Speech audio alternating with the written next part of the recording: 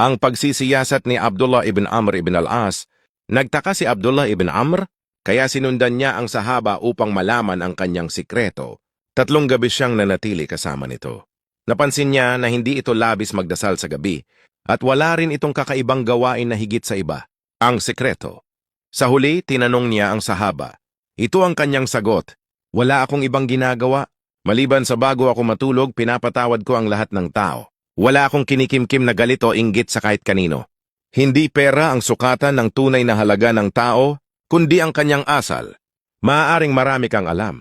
Maaaring marami kang pera. Pero kung wala kang mabuting ugali, kulang pa rin. Ang paggalang, kababaang loob, at kabutihan sa kapwa. Iyan ang tunay na yaman na hindi nawawala. Ang magandang asal ay hindi lang ipinapakita sa harap ng tao, kundi lalo na kapag walang nakakakita. Doon nasusubok ang tunay mong pagkatao sa tahimik na pagkakataon. Ikaw, kumusta ang asal mo kapag walang nakatingin? Good manners and right conduct.